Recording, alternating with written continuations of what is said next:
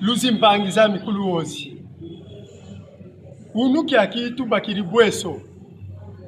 Le chef de l'État, Tata Félix Antoine Tshisekedi, tangu zota kala dilanga, o katubaka ngal ba ate ba beto ko bakulu ozi. Unuki aki baluveni Tata Ngoma Losa Alfred, mosi wa mwana wa luozi, musidela kenge kwa mase yekivunda kwa kokumvilu.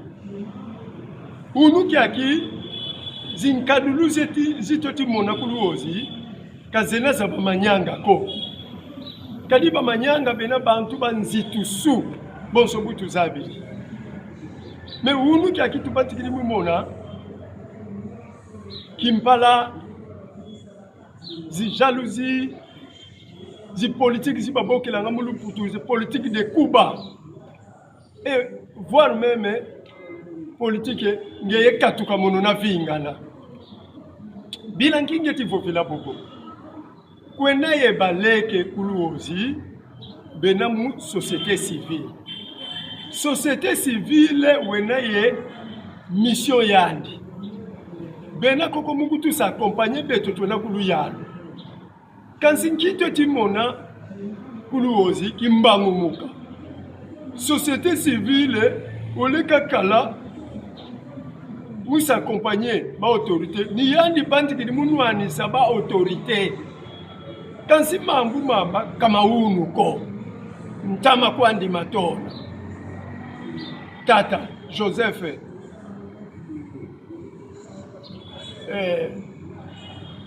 Moussoalou a été chassé dans le territoire de l'Oise par la même société civile et la même personne impliquée de Mikangaman équipe. Anissé Mbemba, c'est toujours ce monsieur-là de Mikangaman équipe, ni Yandi Kaka.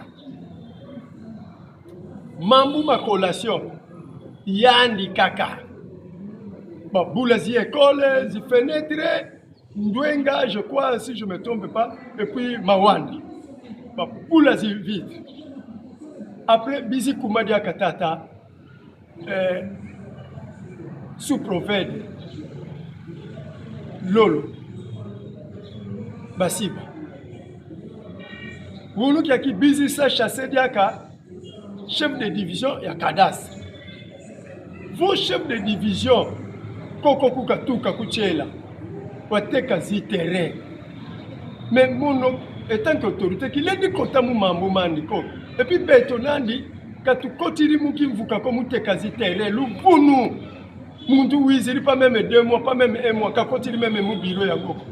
Oui, tu peux dire la mambo momo.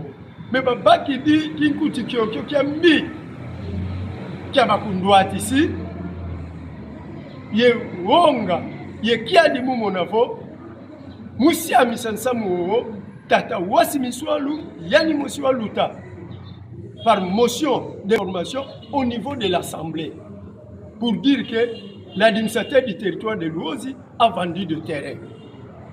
Et c'est ce qui a ouvert la porte à la société civile dans cet acharnement pour me chasser du pouvoir.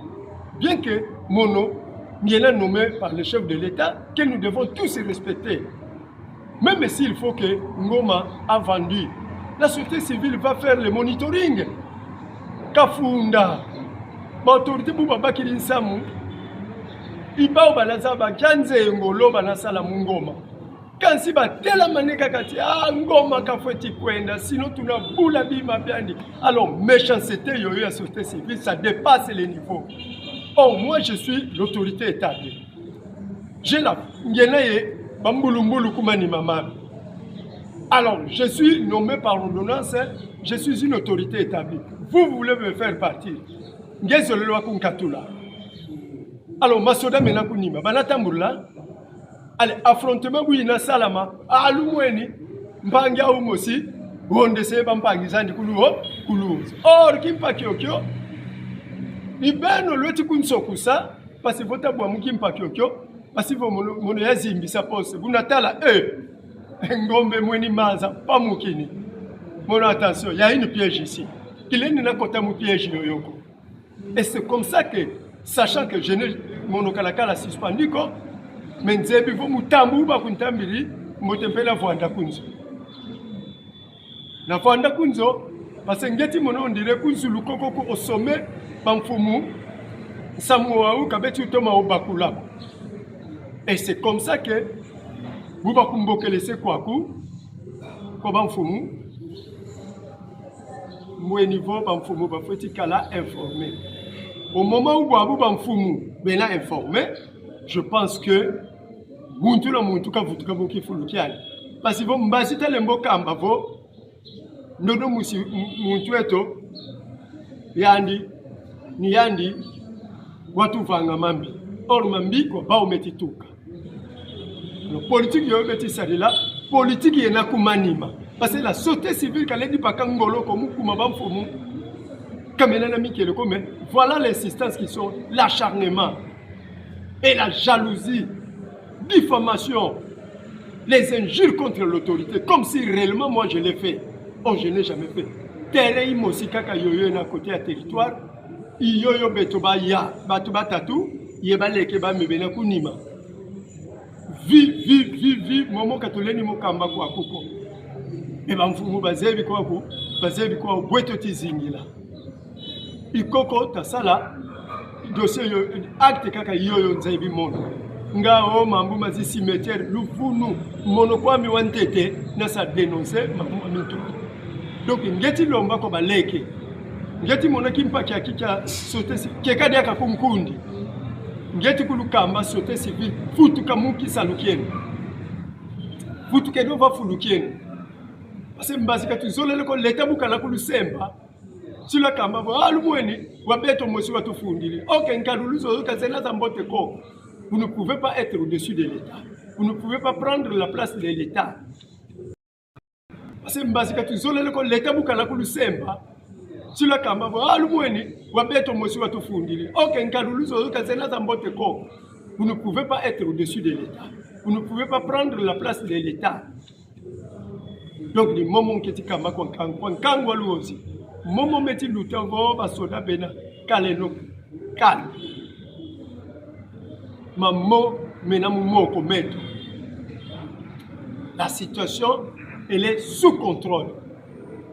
Donc quand le monandi wongi mono mfumweno ngena neno kuluozi katuna tambula moment kakako kalulanda ma réseaux sociaux ko tous ces vivons peut-être vos déficits communicationnels ya kedineto tunatomba nganta muzazo muzi radio zeto nkulufandanga ji information à temps réel.